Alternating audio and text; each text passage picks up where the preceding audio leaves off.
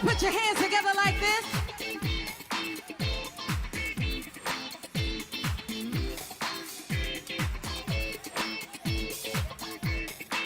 Woo!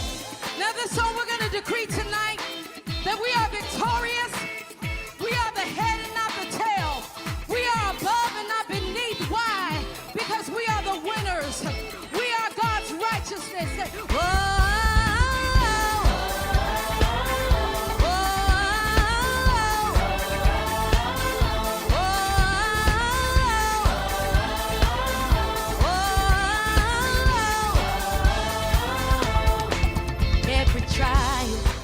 That may come, though the weapons may form, they will not prosper. The battle is already won. Through him we have the victory. Every trial that may come, though the weapons may form, they will not prosper. The battle is already won. Through him we have the victory. Everybody lift up your voice, say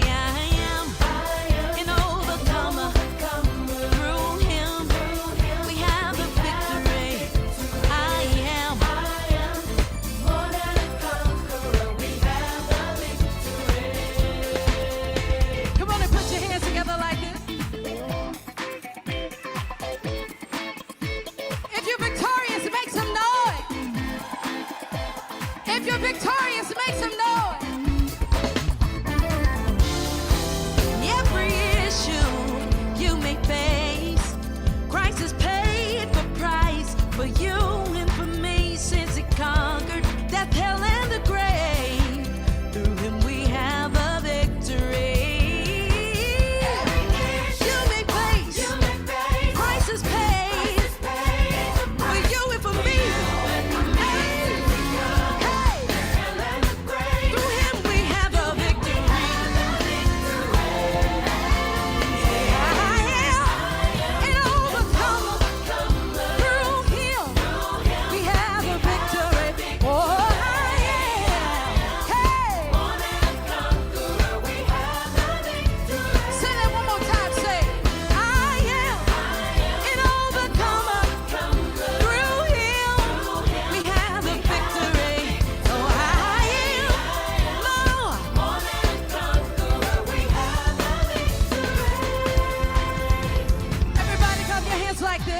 Everybody clap your hands like this. Come on, come on.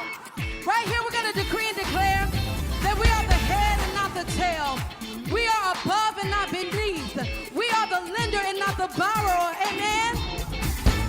I am the head and not the tail. I am above and not beneath. I win. Can y'all help me say, I am the head.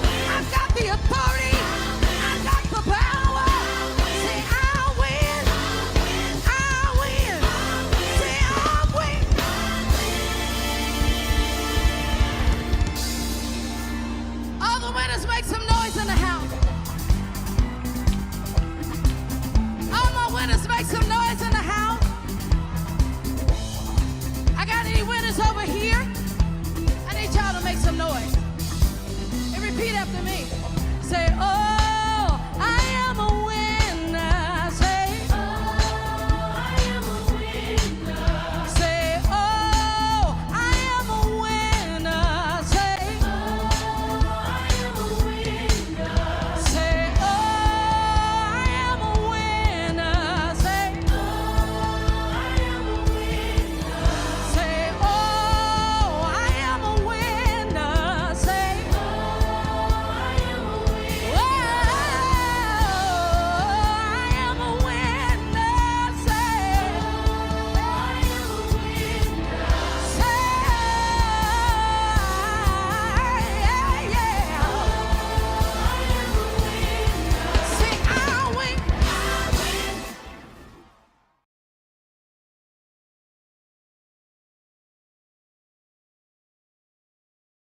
Well, hello and welcome everyone to Birmingham Bible Church's Winning Wednesday.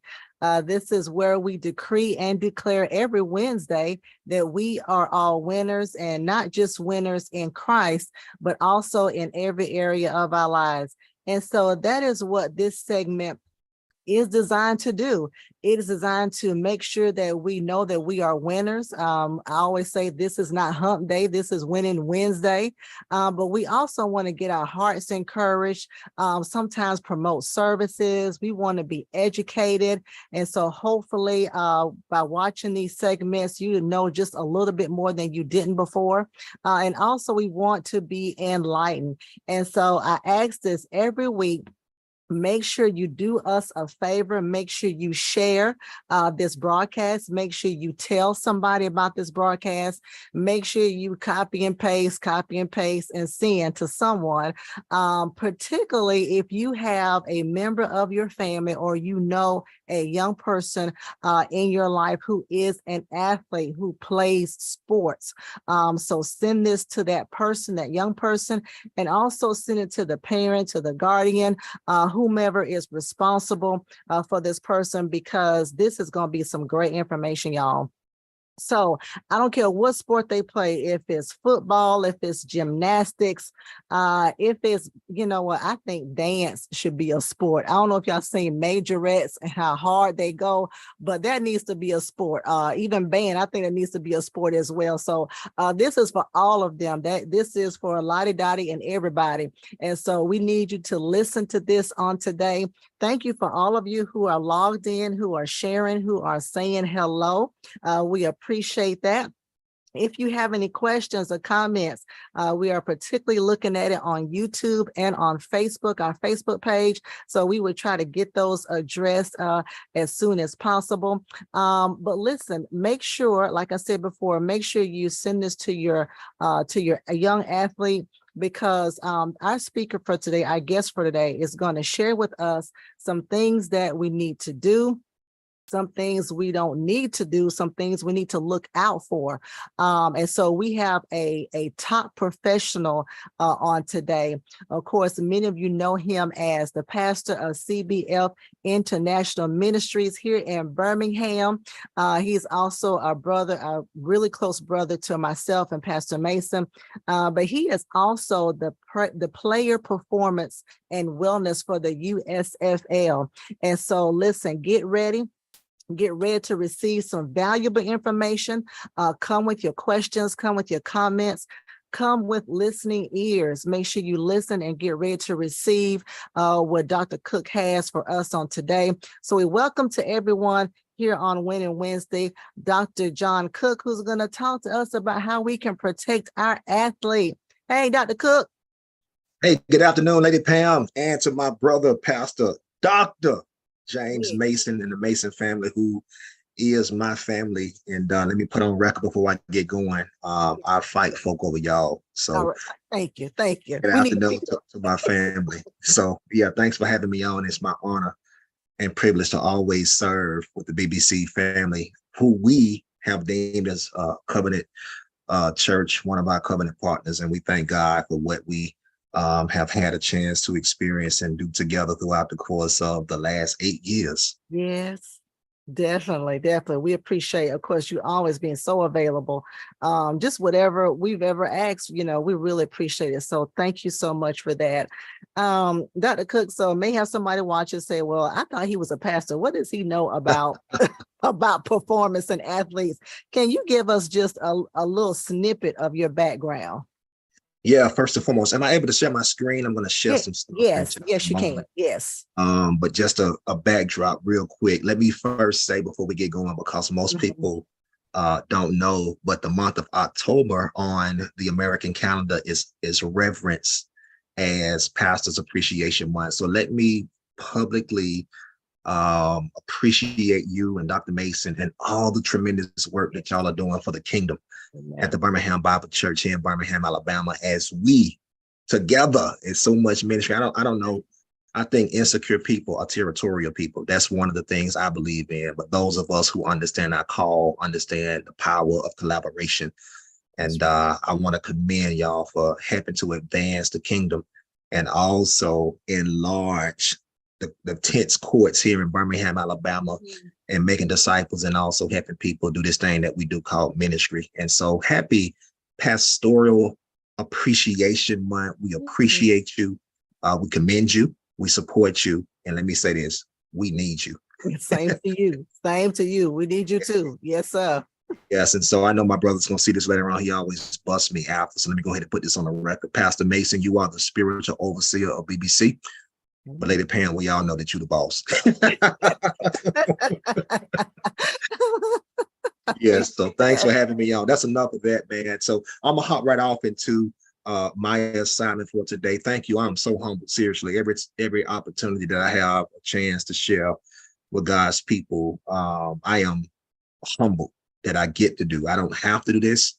I'm not supposed to do this. I get to do this. And so thank you for thinking enough of me to have me on this afternoon to share, just a little light from my almost 20 years of experience from doing what I do as a player performance coach.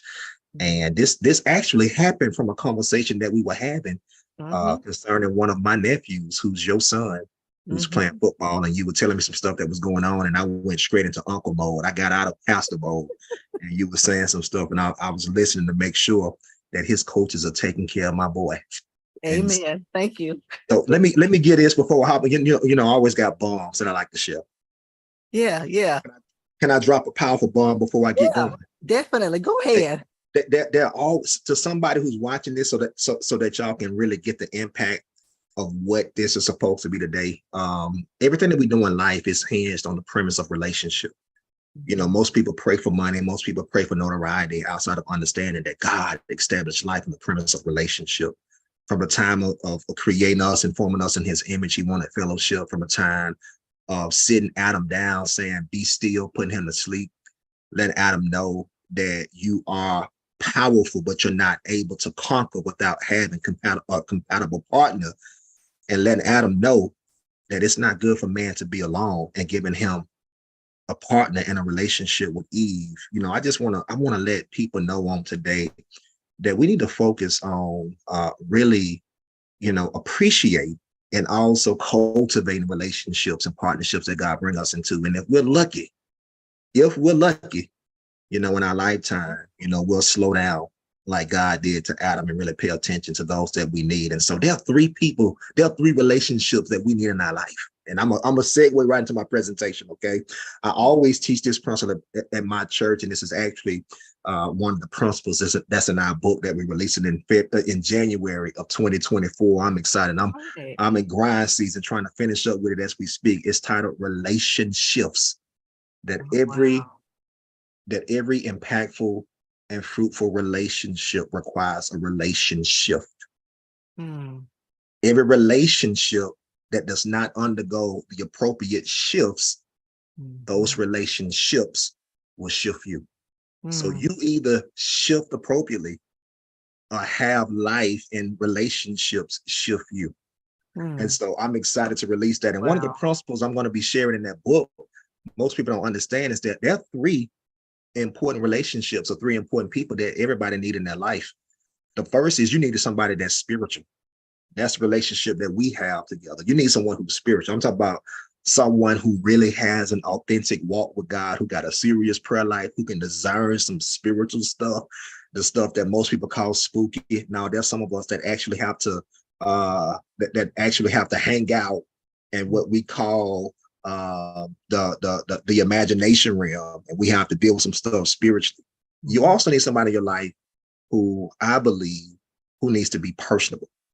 That's the people who care about you, not the people who are always reaching out to you, who are pulling at you for what you do and what you can do for them, and who value you concerning the obvious gifts that you possess. But you need somebody in your life who's personable. You have to identify who cares about me. I'm talking about if I lose all my money, if I lose my notoriety, if I lose my popularity, who will still be there for me? And, you don't have to figure it out. Life, it has its way with all of us. And we all hit those seasons where life hit us. And we know who was there with us in the emergency room when nobody else was there. But number three, all of us need somebody in our life who's professional. So I know people are like, where is he going with this? I thought he was talking about Protecting athletes, I promise you. Mhm. We got to this conversation, this panel on this afternoon because of our relationship with one another. That's And right. when you started talking to me about my nephew, who has a personable relationship with me and all your kids, Mhm. when you Mhm. started talking to me about what he had going on, it struck a chord with me as a professional. And Mhm. it made me understand, like, man, God gave me almost 20 years of experience to understand as a professional player performance coach, the ins, outs, ups, downs, highs, lows, in betweens, and the baseline all the way to higher educational level of competence that persons as myself have to possess in order to occupy roles and positions that we're in. You can't take somebody who is entry level and expect for them to be an effective coach on a professional level. No, there are years that come with this. Wow. We earned this. We had to undergo many years of education, certification, Mhm. Mhm. all that stuff. We didn't just arrive overnight. And so when you shared that with me, I am that professional person in your life who is not just somebody who can come to games and watch people play, but when I watch football games, when I watch babies cheer, when I watch babies hold their instruments and they're marching and 120-degree weather doing band camp, I'm that weird person who sees the stuff that most parents can even identify. And that's why we're here on today. Right. You have a professional person who wants to give at least baseline knowledge and understanding to every person who has kids that are actively engaged with any level. And I want, this is the first note I want to share with people before I hop into my presentation, is we have to stop saying sports and we have to start saying athletic performance. Okay. And you are absolutely right. It doesn't matter if they're a dance girl, a majorette, if they do cheer. I had a picture I wanted to put up. It didn't transfer over like I wanted to, but I got pictures of some of my different babies at my church, and I'm that pastor that be in the streets, man. If I got time, I'm not the celebrity pastor. I'm a real pastor. I love people. And I know that I'm called to be a pastor. There are many people who are gifted, anointed, they want microphones, but they don't love people. I love people. And specifically speaking, I love my babies at my church. I love all my babies. And so I try to attend ball games. I try to go to cheer competitions. I try to go to band events, school events, whatever they got going on extracurricular wise. I want them to see past involved in their lives outside of church, Church. Right. and so I had pictures I wanted to share. I got babies at my church who are cheerleaders. So I don't have a picture. So I know they're watching right now. Shout out to one of my babies, Gabby. She's a cheerleader. She's actually about to start doing gymnastics. I had another picture of one of my babies. Her name is Jemiah. Jemiah has loves you. She is literally the next Flojo. Wow. And listen, this girl, man, I got a picture. If I wish I could have it up, man. This girl on the picture, her parents got it. She got perfect form. Like she runs track and she's also gonna do some gymnastics too. Her and Gabby are like this. They good friends, so they both want to do gymnastics together. I got a picture of one of my nephews named JoJo. He plays football at McAdory High School. I got a picture of one of my other nephews. His name is Bray. He plays baseball and football. He's out in the Calera era, does travel ball. So now you attract who you are. Right. So my church is full of intelligent, and Hey, I'm just gonna say it. That's the grace on my life. You got to have some smarts to yourself that's right. to be a member at CBF. Now I don't think this is arrogance. Now that's just what we take pride in. You become whatever you invest into being. And so we got some brilliant babies at my church. A on a roll, AB on a rolls, honor society. I'm talking about from college all the way down to daycare. And so we thank God that they are smart, but also we got a church full of athletes. And so they are like they pass, and we take pride in making sure sometimes that their parents know what they need to know in order to keep our babies safe. And so that'll help me. You got anything before I move on? No, I no, get to going, and I go. I know. No, this is good. Go ahead. Yes, ma'am. So I'm gonna hop right off and I'm gonna get right to the point because I definitely want to be respectful of our time this afternoon. And I'm gonna definitely do what you assigned me to do. So I don't get a call from you and Pastor Mason after the call. But I'm gonna go ahead and share my screen and start the presentation for those who want to take some notes, which I advise everyone to do on this afternoon as I share with you what the Lord has allowed for me to prepare and share. And okay, so I'm gonna share the presentation that I have here that I actually prepared for everybody. If I can, let me see if I can blow my screen. There we go. All right, so I'm gonna start with basically, today we're gonna be talking about protecting your athlete, and Lady Pam, you did a great job already and helping people identify and understand that being an athlete is not the common sports that we identify with sometimes. And, to God be the glory, he has also blessed me throughout the years of my career to also work in higher level, I should say executive level leadership in athletic administration. One of my last stop, actually, I was the associate athletic director at Clark Atlanta University, which was a tremendous accomplishment in my life. And I look forward to sharing that with my children one day. And it's something that most people don't have a chance to do, where I was not just coaching, and helping with sports performance and athletic development, but I actually had a chance to learn the ins, outs, ups, downs of actual athletic administration. Okay. And what I have in my hand right here, so that I'm just trying to make sure people understand my background. So when we talk about professional, we're talking about people who are well studied, well learned, and well trained. This is actually my dissertation that's in my hand. All right. This is my last dissertation from my PhD program. And it is literally the PhD I actually had a chance to develop from I should say more than the last 10 years of being an athletic performance coach. My board approved my dissertation. They approved, the subject focus of me actually create an organizational leadership plan for intercollegiate athletic performance in sports for a sports department. So we had a chance to spell out from top to bottom, from A to Z, what that looks like and what's all encompassing. And so some of the stuff that I'm sharing today in this presentation is from that. And I want parents to at least, I'm not going deep. I'm not trying to be overwhelming with information, but at least I believe some of the stuff that I'm going to share on today is very important that you take away so we can keep our babies safe. Okay. And so I'll go right into it. So the first thing is I want to talk about, my athletic bio, basically from Little League all the way to the NFL. That's on the screen right there before you. The Lord has been kind to John Cook, man.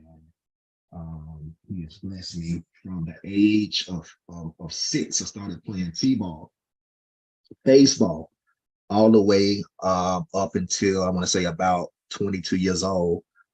I was involved in athletic competition, from baseball, as you see on the screen, to basketball, to track, and also football. The Lord blessed me. The reason why I'm sharing is not just because of, what I had a chance to do as far as playing as an athlete, but how good God was to me as an athlete, because for more than 15 to 20 years of athletic competition, the Lord blessed me where, yes, I had some bumps, bruises, but man, God was so good to me.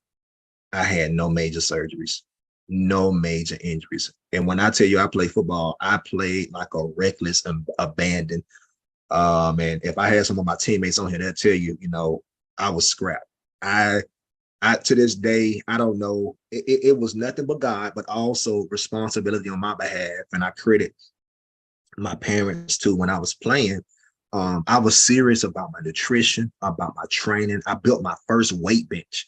I never forget, I wanted my parents to buy me a weight bench for Christmas from the age, I want to say, of 9 till about 12, and they never could, just because of, where we were and all that was going on in our lives personally. But I took the personal initiative upon myself because I was passionate about sports. I wanted to fulfill my dream, which was to make it to the NFL. And I want to encourage some kids that are going to see this video later on, that there's nothing in life that you can't do if you dream and also apply yourself and keep God first. Nothing that you can't do. Don't ever let nobody use statistics and data to discourage you. If your heart is set on it, if you are disciplined, dedicated, and committed to that dream, there's no good thing that God will withhold from those who walk upright. Now, if I had two left feet, now I ain't sitting up and telling you now you got two left feet, and you ain't got no coordination and balance. Now you're gonna be playing the NFL. That ain't what I'm saying.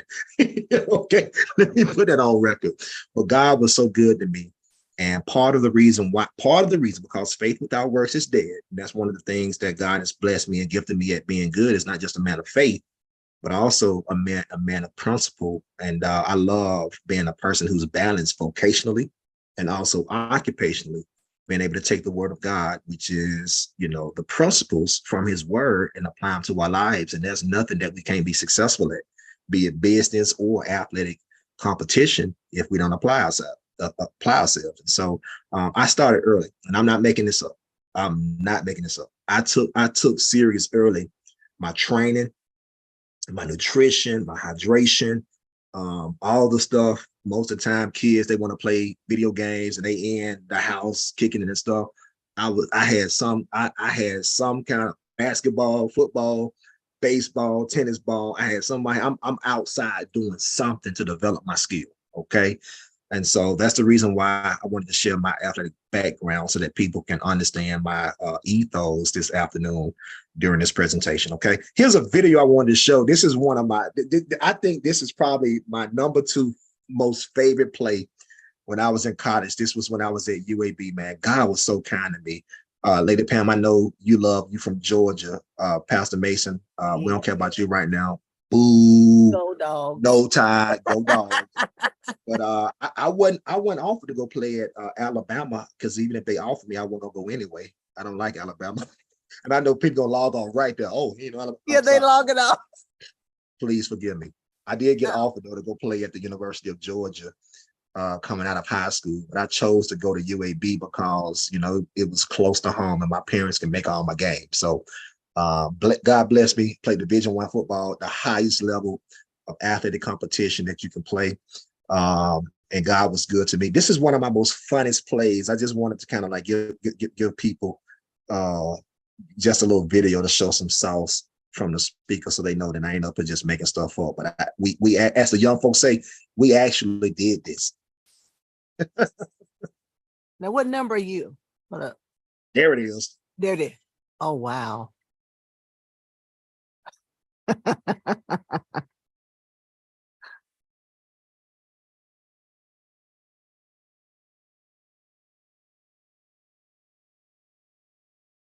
Wow. Yeah, so that was one of our most funnest highlights during our college days, and from there we went on to play in the NFL for just a little bit, and God was good. So that's enough of that about me. Let's give some practical ways, and I'm sure we're gonna have some questions that may come after this, but some practical ways of how we can protect our athletes, just from parents, just from a baseline perspective, and also a baseline approach, so that we can understand how to make sure we are thinking the right things, asking the right questions, asking the right things, and also doing the right things to keep our babies ultimately safe, healthy, and also as best as we possibly can mitigate injury and potential detrimental effects to our babies as best as possible. Okay, so I want to tell every parent, as a responsible parent, every parent, uncle, auntie, surrogate parent, whoever you are, natural parent, every parent who has a child that participates in any athletic endeavor should be CPR and first aid certified. Every parent. Let me say this. God has blessed me where I have not just played on every possible level that you can play on. I've also coached on every level. Okay, I didn't just up and arrive at being a professional coach. No, your boy started from the bottom. Now I'm here, as the prophet Drake said. Okay, but literally, coaching little league athletes. I used to coach gymnasts. I used to train ballerinas. I've done it. So from the most entry level, intermediate levels, all the way to the highest level of athletic competition, I've done it. Okay. And let me say this. Every program are not going to have licensed, certified athletic trainers on site at every practice and every game. It is your responsibility as a parent. Now, I don't know how y'all parent, but this is how I'm going to parent, me and my wife. I am not going to place the responsibility of my child's safety in other people's hands. I'm not. I'm going to raise my children. I know I can't be everywhere at all times, but as best as I can as a responsible father, I want to make sure I have all the tools that's necessary in order to equip my children as best as I possibly, best as I humanly can. It is my responsibility to make sure that I am first aid and CPR certified. What if you at a ball game and hypothetically speaking, God forbid, we all believe by faith, God's going to always surround us with angels. He's going to always protect our babies. Yes, that is our faith declaration. I pray over our babies at our church every single day, even when their parents forget to pray. I cover them every morning. I have a running order of how I go about praying every single day. I cover my bed every single day. I call their name before heaven. But what happens sometimes when life happens? What if we're at a cheer competition?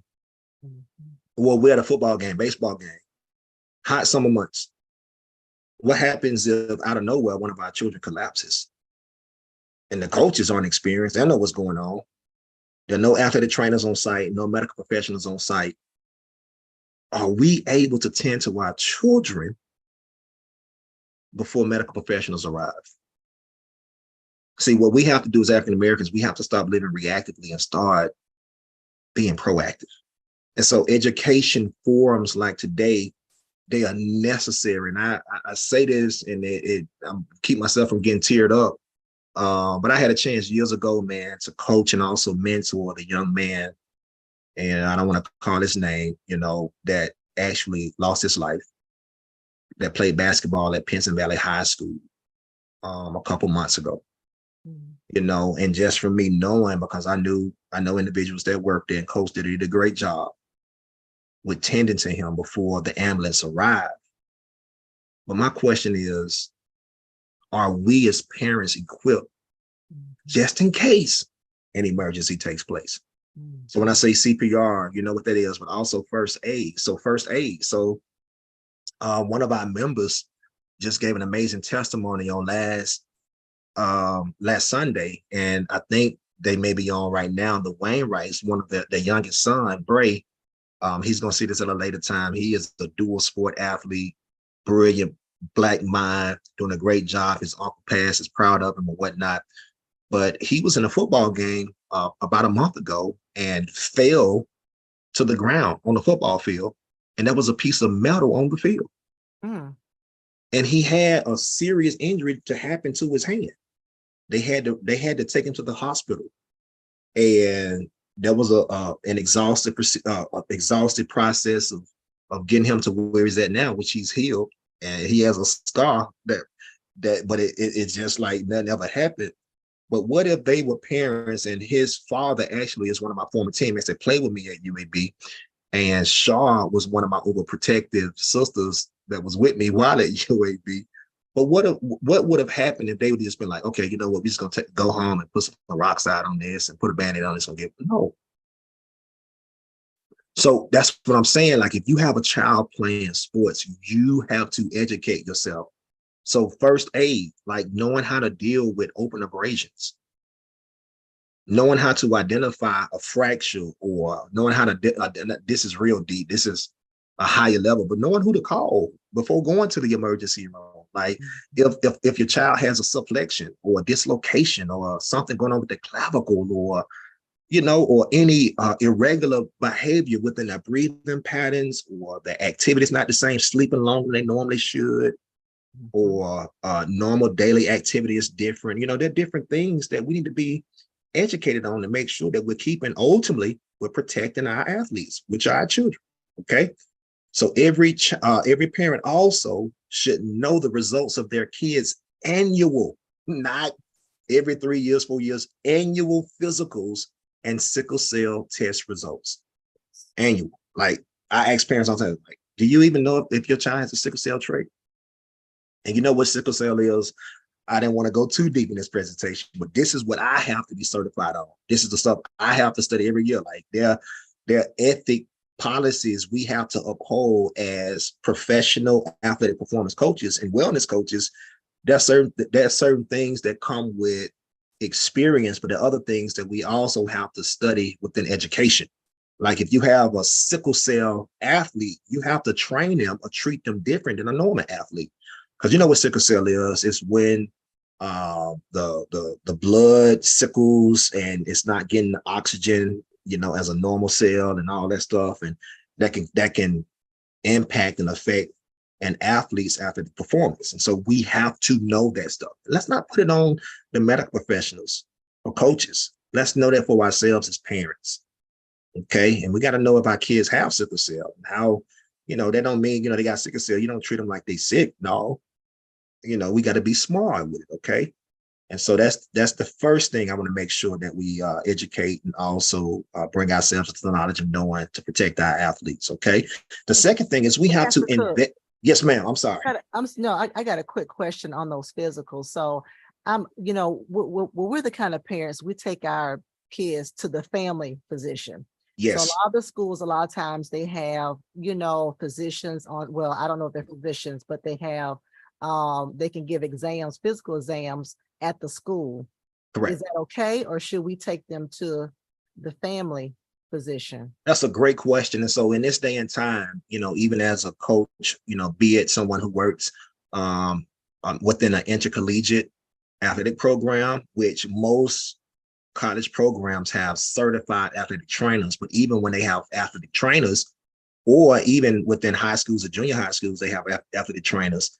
There's only so much an athletic trainer can check. You have to have certified medical physicians and also what they call DPOs, doctors of orthopedic medicine, who are checking your children specifically for different propensities or different issues that only athletes get checked on. And so it's not just, let me go to American Family Clinic. And no, they have to be checked by specialists. That's a great question. Okay. Did that kind of answer your question? Yes, sir, it did. Thank you. Yes, ma'am. And so with those physicals though, they check you from your, I should say, from your cerebral, from your brain, you know, from any concussed issues to your cervical spine, to your thoracic spine, lumbar spine, all the way down to your metatarsals and your toes, making sure you're sound and structure, musculoskeletally structured, making sure the sickle cell stuff we talked about, you know, historic, previous surgeries, family history stuff, heart issues, asthma, you know, all that stuff. And that's why we should be educated as parents to know what needs to be checked before we put our babies on the field or on the court. Yeah. And quick question, I'm thinking Red Cross, do they still certify people with CPR and first aid? Yes, ma'am. But you can also, yes, you can also, and I have a resource, I'll send it to you. I have a guy who is actually, he's a licensed paramedic, you know, and he does a lot of stuff for me. And we actually have a safety prevention course coming up at my church that I'm doing in January. Okay. And I believe that every church and every organization should do it at least December, January, every year, just to have your people ready for the new year, and not just, you know, safety prevention, first aid, CPR certified, but also security, you know, so that's another discussion that we'll have. Amen. Okay. Yeah. But yeah. So, but, you know, yeah, Red Cross can do it. Also, you can reach out to your local fire stations. Sometimes they have people who are certified that can come and do it for you. Got you. Okay. All right. And that's something too, before we even talk about athletes, I believe every family should be first aid CPR certified. Yeah. Let me just put it on record. That's good. If you're in my house, you're going to be safe, at least until the paramedics get here.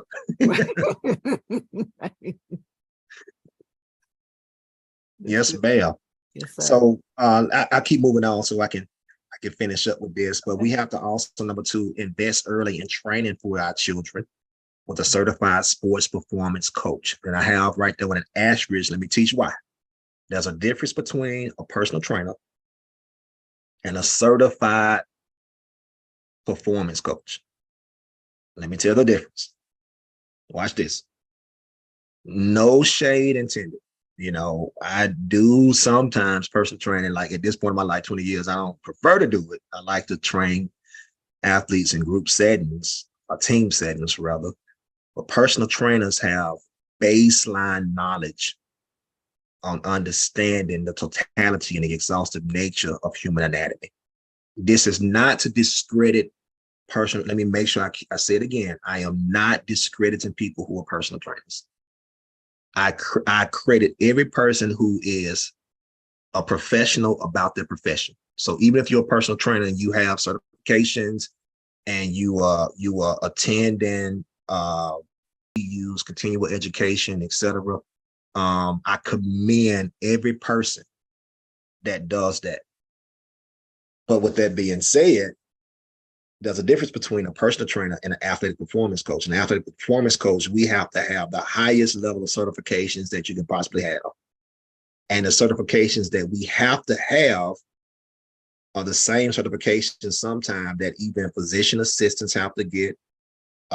Sometimes physical therapists have to get. It's the upper epsilon of, and I think it's every parent's responsibility to make sure that they get to some form of training with a certified athletic coach as early as possible. And number 3, I want to encourage this. I have to say this as a parent. If your child starts a season, make them end the season. Don't let them hop into a season cheering or dancing or playing the band, or football, baseball. Make sure they finish. Because before I talk about their physical health, let's talk about their mental health. Make sure we teach them. We got to teach our children early how to finish, even when it gets tough, or even when it is hot outside. They got to go to practice and train, or even when they got to get up early. If you started, son, if you started, baby, you're gonna finish. All right. So, are there any questions there before I wrap up and any takeaways? That's pretty much that's the big 3 that I had. And I just want to make sure I left enough time for any questions that anyone may have. No, this is good. I had a question. Talk a little bit about performance enhancing products, not so much as pills. We know that's bad, but sometimes, kids see things on the shelf at Walmart and think, oh, I can take this, or even stuff like vaping. Talk about some of this other stuff. Oh, you already got something on here? Okay. Yes, ma'am. No, Okay, that's all great. right. It's gonna help me segue Talk right about into that. All right, cool. Yeah, so you say that, Lady Pam, and I am sometimes I'm the realist, and sometimes people don't like real, but we've been seeing a national rise in young athletes. I'm talking about 16, 17 years old, just like collapsing. Right. And they're like, help, like, why? Right. And it's not being put out there in the media. But can I tell you the reason? Can I tell you what's behind it? Please go ahead. A lot of it's just vaping. Wow. And it's not going to be put out there in the media.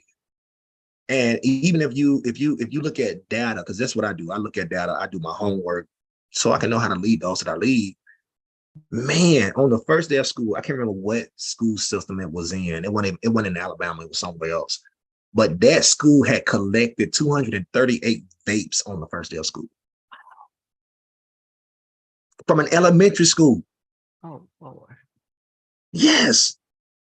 And so we talk about, vaping. And before we can even get there, I mean, we understand that's a whole different Zoom we'll have to do, and the effects that's having on this generation. And I don't want to go off into that tangent, but we talk about supplements and stuff. Let me say this. Before we talk about supplements, we have to first categorize and understand the difference between a performance enhancing supplement versus a natural supplement. All right. Performance enhancement supplements. Let me say this, since this is being recorded and this is something that's educating people. As a former associate athletic director, one of the things that we used to have to do annually within compliance is making sure NC2A is we had to familiarize ourselves with understanding what supplements athletes could take and which ones they couldn't take, because there's a possibility if you get drug tested and you take a supplement that you want to take, but it has some form of ingredient in it that may be NC2A banned, and it comes back through a urine sample that you provide, you could be ruled ineligible for an entire athletic performance season year. Wow. So that goes back to being a good parent too, and knowing how we can do what? Educate ourselves on protecting our babies. All right. So that's one thing. Another one is supplements or that kids want to take that will have a adverse or detrimental effect or impact on their performance. Like if you don't educate yourself on understanding, creatine is great. Once you become educated, responsible, and you reach a certain age, if you do it the right way and you have somebody in your life who can hold you accountable, making sure you're cycling the right way, that's good. Okay. But creatine can be tremendously detrimental. Okay. Dehydration, physical exhaustion, and a lot of other issues that come from that if you're not responsible with it. Okay. And so it's very important is that you seek knowledgeable people and seek professionals before you do anything, especially when you're talking about putting something in your body. Very important that you pursue professional consultation before doing so. And did that kind of answer your question? Yes, it did. Thank you. Yes, sir. Yeah. And parents, don't be afraid to, please go in your children's bags and rooms. And sometimes there's stuff in there, you don't know it's in there. You gotta, inspect a lot of times to make sure they're not, because when their friends can give them something, take this helped me, this gives me energy, and so I want to put that out there as well, Yes, ma'am. Now let me give this from my years of experience, and this is not on the slide, but this is just in my head from experience. There are really, I should say, there's really one major supplement, which is not a supplement, it's actually a hormone that we lack as African Americans, and specifically in African American athletes, that can tremendously change our lives and change athletes' athletic performance if we make sure they're continuously on it. And that's hormone D, aka vitamin D. Wow. We got to make sure our kids are getting that daily. Daily. All right. And specifically speaking, this is just from my knowledge, experience, years of research, and just my passion, man, for health and performance.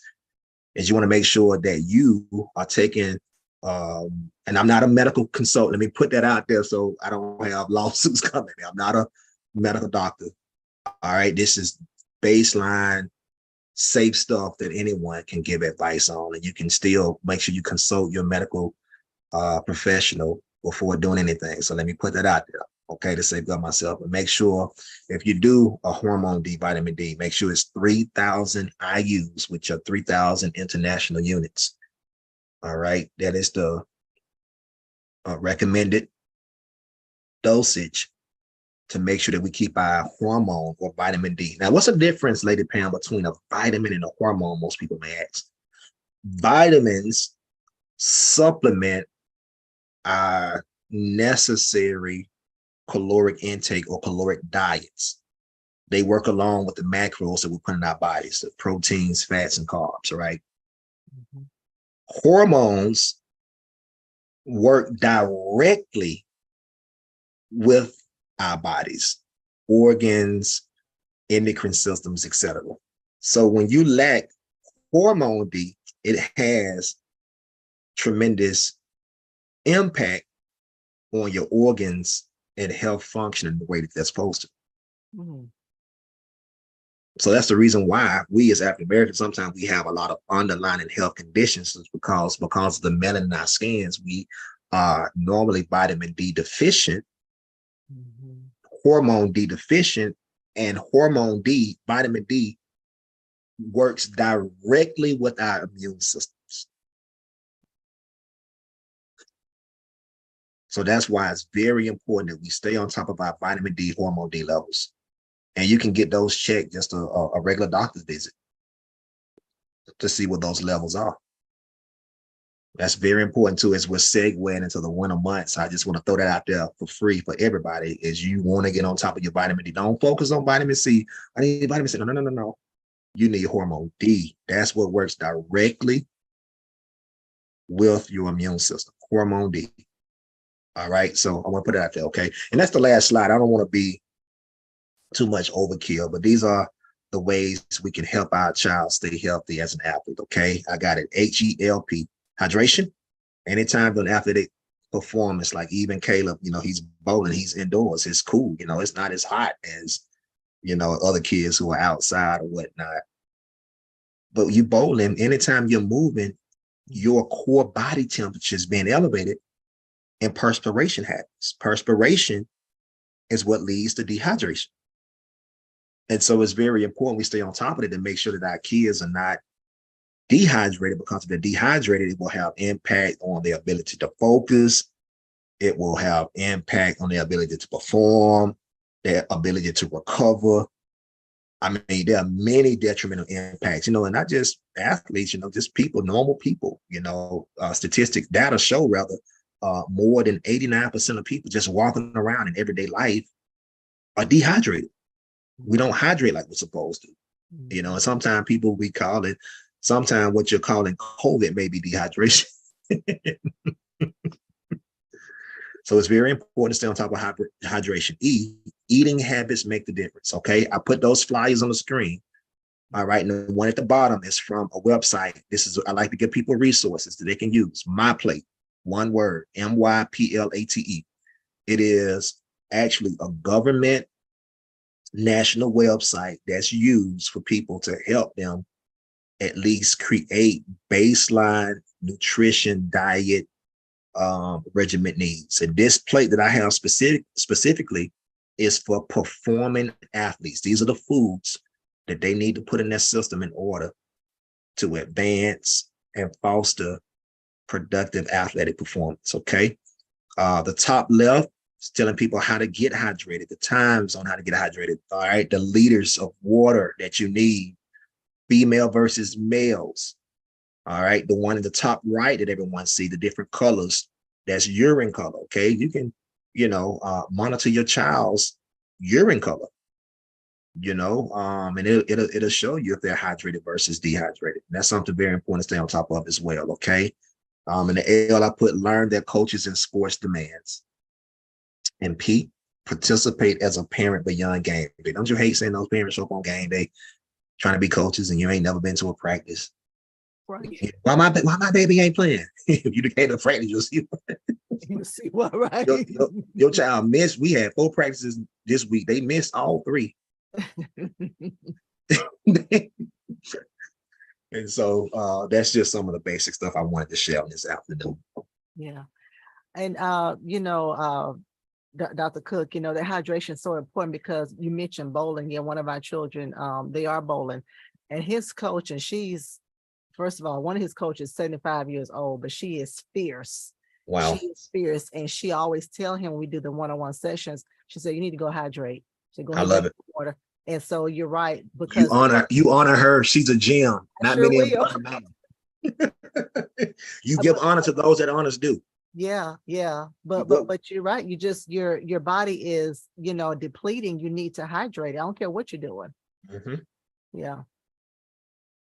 Yes, ma'am. So, well, I just wanted to share a few things to be a blessing this afternoon to someone. And any questions, I'll be more than glad, as best as I can, to answer those. And I hope this has been a blessing. Oh, this has been wonderful. I think probably maybe one question. When it comes to recovery methods for athletes. Great question. what does that look like? Ice baths, heat? A lot of times I know as parents, and I'm okay. We can go from one sport right into another, right into another. I'm okay with it. We can do this. But what is recovery even looking like for that? Should our children be involved in a lot of stuff? And then if they are, then how should we be making sure they're recovering, their bodies are recovering?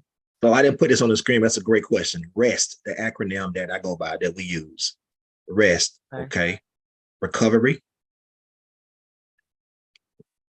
And when I say recovery, that's what we're eating and what we're drinking.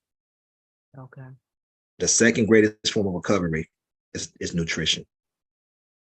Very important. Like seriously, like after athletic competition, you should jack up on proteins. It helps the body. It helps tissue that has been torn down and broken down be repaired. All right. So recovery is nutrition. All right. Well, I should say recovery. Then the E is what you eat. And the S is sleep. Yes. 7 to 8 hours a night at minimum, especially after a game. And the night before a game, or after the competition, I should say. And then the T is timing. One of the things that I'm proud of myself, and I know it's a different age and era, man. Yeah, man. Our kids, they got stuff to battle against that we never had to battle. Like, man, they social media stuff, they got access to media, it's in their hand. We ain't had that when I was coming up. But man, I took pride. I never forget, and I say this, and I know you're from Georgia, you followed the Falcons song. But I played with Roddy White, and I played in the NFL myself, and I never forget my junior year, his senior year, we used to be roommates. Roddy White, he's one of the Atlanta Falcon legends, like one of the greatest receivers to ever retire from the Falcons. And Roddy was a rock star. He was a athletic freak phenomenon. Like, he didn't have to practice hard. He didn't have to sleep. He just one of them what we call dudes, just different. You know what I mean? Right. And so he was my roommate, and strategically the coaches put him in the room with me because they knew I was totally different than him. I'm gonna eat right. I'm gonna go to sleep. Roddy, sit down, bro. No. So they tried to put us together so I could hold him accountable. Yeah. And so I never forget, man, Roddy, like he was good. We were good friends, man. He vibed with me. I vibed with him. And I'll never forget one of the last games toward his senior year, my junior year. We woke up one when I used to always have the curtains closed, TV going off early. We going to bed, bro. We got to go in Baltimore. So he just respect me, do what he do. He grabbed his phone, he over in his bed up all night. He'll wake up the next morning. He didn't wake up. Well, he'd just roll over the next morning, and he'd go to the curtains. I never forget this. And he opened the curtains and made all the sun come in. Let's go. But Roddy understood from my junior year, his senior year, when he was in the NFL, he understood how important resting and taking care of himself was if he was going to be superior. Well, if he was going to be a superior athlete at the level in which he performed. And so a lot of athletes don't understand how important rest and nutrition and recovery is. And so that's a great question that you just asked. Like, say ice baths. Absolutely. You don't have to have an ice tub like you see at some schools. You can create that in your own home, and all kind of resources you can get from an economic budget and perspective in order to still take care of your children. Yeah. We had a question that came in. So I know we talked about foods that are good for athletes, but someone wants to know what foods are not good for athletes. You don't even have to ask. You already know. Sweets, Little Debbie snack cakes. So here, this is that's a great question. Whoever asked great question. We already know what's not good. We don't. It's the thing about it in life. We don't have to be taught how to be bad. We naturally come here being bad. Oh yeah, it is. We have to be taught how to be good. Yeah. I don't have to teach you how to eat bad. I got to help you renew your mind Yeah. concerning how to retrain your taste palates on eating what's good. Yeah. And so I gave it right here in this presentation. Okay. Yeah. All right. Proteins, Mm-hmm. healthy carbs, Mm-hmm. not complex, healthy carbs, and healthy fats, oils, seeds, the stuff we got to educate ourselves on. We have to have macronutrients. Those are macronutrients, proteins, fats, and carbs. Automatically, when we have fat, we go into default mode. We think about fats that come from unhealthy food. No, you got to have healthy fats, certain oils, certain seeds, and certain foods. Like one of my go-to, I eat every single day in my kitchen right now are avocados. Mm. That's a healthy fat. Mm-hmm. Your body processes it different than saturated fats. The three S's. I just turned this into a nutrition segment since we here. The Right. three S's we had to stay away from are sugars, starches, and saturated fats. Mm. What happens when athletes consume too much sugar is sugar naturally dehydrates the body. Mm. It does.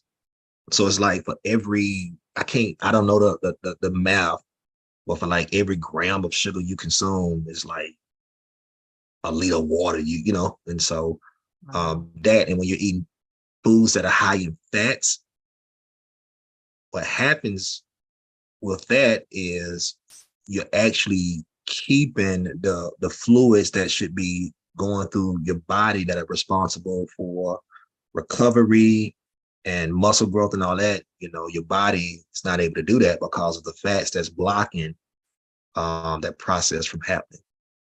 Yeah. And so you got to stay away from those three S's that I just gave: the sugars, the starches, and the saturated fats. Okay. Well, I think this one more question. I believe that's it. Unless someone asks something else. But I always hear about Michael Phelps and how much he would eat because he swam all these laps a day, and so he had Yes. all these Big Macs or whatever. So how much is too much for our athletes? I know linebackers probably have to eat more than your wide receivers, and so any thoughts on that?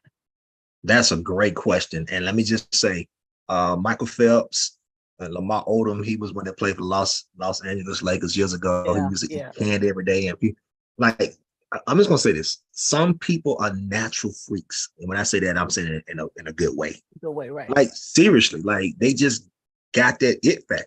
Like God just gave it to them. Mm. So we got to be careful with who we compare our models to. Gotcha. My son may not be built like Michael Phelps Right. or Lamar Odom, but I'm going to research and do my homework to at least have my son train on the baseline knowledge of what performing athletes need, you Mhm. know? And so when it comes to, and there's calculation, and this goes back to what I was saying, the difference between a performance coach and a personal trainer. Like one of the things we have to actually study within the highest level of certification that I have is we have to pass the nutrition part of the test and all kind of calculations, caloric intake, knowing how to calculate proteins, the carbs and fats, and what does that look like and whatnot. And when you do know your child's body weight, you can take that and calculate specifically if they're in athletic competition season versus non-competition season. You can Mm. calculate how many calories they need and how does that break down. Not just they need 3,000 calories a day, but of those 3,000 calories, how many of those calories need to be carbs versus proteins versus fat. Wow. So it gets very technical. Yeah. And some of the highest level programs, or even professional programs, they have dietitians on staff that work alongside with chefs and trainers to make sure that athletes are getting the appropriate caloric intake that they need daily in order to perform at the highest level of athletic competition. But I can do that for my child. They don't have to be a professional for me to do that. I can just start, hey, you can go on Google right now, type in my kids, 13 years old, weigh 150 pounds. How many calories do they need to be consuming a day? Boom. Got you. And just start with that. And you already know, You don't need to be giving your child no freaking church's chicken the night before a game. Right. Or Where they now, do that at?